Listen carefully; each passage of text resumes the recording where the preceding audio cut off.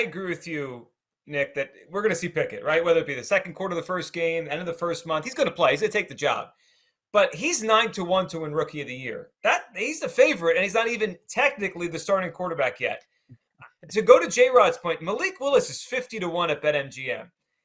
That number is jumping out to me because if he gets on the field before, let's say, the first half of the season ends, he's going to put himself in the mix. I mean, we're talking about a dynamic player. And Nick, the comp I've been making is Malik Willis Tannehill reminds me of Jalen Hurts, Carson Wentz. It's a matter of time. He's going to take his job. Yeah. They didn't draft him for no reason. Like the mobile, athletic, young quarterback, Tannehill's kind of going the wrong way. What do you think about Willis? I think he's intriguing, and I think he could play even if he's not all there as a thrower yet because of his legs. It's one of those where there's a lot more upside, right? Like I'm looking at some of the other odds here for, offensive rookie of the year, and you see George Pickens on there with Pittsburgh too. And there's a better chance that it's a running back or a wide receiver than any of these quarterbacks right now. But if you're looking for more value, if you're looking for that bigger return, if you're looking for somebody that you think at least has the upside, and we know how this is, rookie quarterbacks that have very dynamic skill sets, that are very athletic, and Malik Willis certainly falls into that category. I think of Vince Young years ago too, where, look, his career didn't work out, but we saw the way he burst onto the scene his rookie year. RG3 did that. I mean, you can go down the list and find plenty of other quarterbacks that maybe had a rookie year where defenses just didn't know what their tendencies were. There's really not a lot of film on Malik Willis. He played at Liberty, and that's what made him such an intriguing prospect to this point. I wouldn't be surprised if every one of those top 4 quarterbacks that was drafted, if we kind of want to put in that range there, gets a start here or there throughout the season, just given what a lot of their team's quarterback situations are. But yeah, you're digging for obviously a lot more in terms of value if you're looking at the quarterbacks that you're trying to find to possibly win Rookie of the Year. Malik Willis is the upside on him is tremendous, but I just hope that the Titans don't bring him along too fast where he gets out there too soon and just looks completely unprepared and not ready for the NFL level yet. Yeah, J-Rod, you mentioned how good he looked at preseason.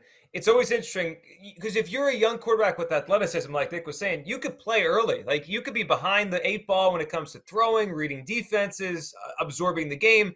But if you can run, you can help the team win, right? You can convert first downs. You can make a big play. That Malik Willis strikes me as a guy. He's raw, but like I could see him getting some playing time pretty quickly here, especially if and Tannehill, he was tied for the league lead in interceptions last year. Tannehill didn't play well last season.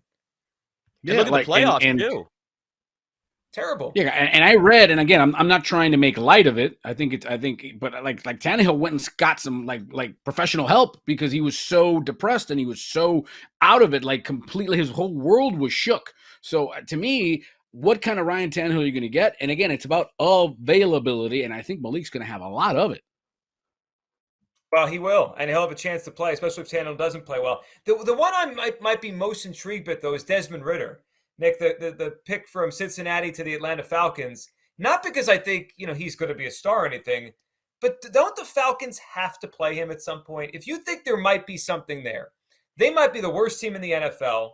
They're trending towards having a top 5 pick in a draft with really good quarterbacks. Like, I feel like some point in this season, they've got to know, can Ridder be our guy, or do we got to go draft C.J. Stroud or Bryce Young or whatever, one of these guys? So I think the Mariota story's fun. Like, he gets their chance. Come on, Desmond Ridder is going to be their quarterback. He has to be. They have to play him sooner than later. It's just really a question of, are they going to be so bad that the attention goes to, because, for example, the Titans are going to be a better team. Just in general, they're more talented. So if you've got Malik Willis out there and he's playing well, the team's probably winning more games. It's just it's a better situation for him to be in, where the narrative becomes, hey, he's playing well, but also the team's at least hovering around 500.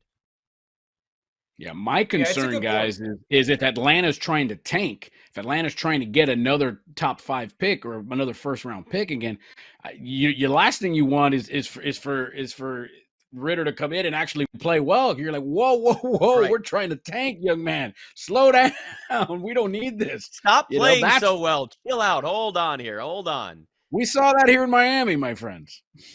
Yeah. Well, and then Ridder is he's pushing them away from the tank. He doesn't want them to draft another quarterback. He's like, this is my shot. This is the team I could be the quarterback of. So you get that push and pull. The other thing I think is important to note, Nick, is we could wait on betting these, right? Like, I think the odds will shift on these pretty quickly in the season. Let's just say Trubisky goes out there, plays the entire game week 1. let's say he plays well. Trubisky's odds are going to, Pickett's odds are going to drop. He's not going to be the favorite for Rookie of the Year if he's the backup behind a guy who just played well. Because none of these guys are starting week one, maybe Willis, because 50 to 1 is a big number. But I don't think you have to rush to bet any of these quarterbacks Rookie of the Year now. You could wait, Nick, and then when you get the sense they're going to play, you feel like you could guess when they're going to jump in, you might get a good number then. But I wouldn't bet 9 to 1 on Pickett today. It's like he's not even the starter at this moment. No, there's no point, not at that price. You're right. The only one that really has value is Malik Willis at 50 to 1, just because those odds are so long right now. If he just gets out there on the field, that's also kind of baking in the fact that you expect Ryan Tannehill to still be the starter for at least a good portion of the season. There's much more in terms of a question marks and the possibility of a Kenny Pickett or a Desmond Ridder to get out there sooner rather than later for those teams and get an opportunity to put up significant numbers, while there's more of a chance that Malik Willis plays very little, if at all, this season versus getting out there by like week 4 with a Kenny Pickett situation.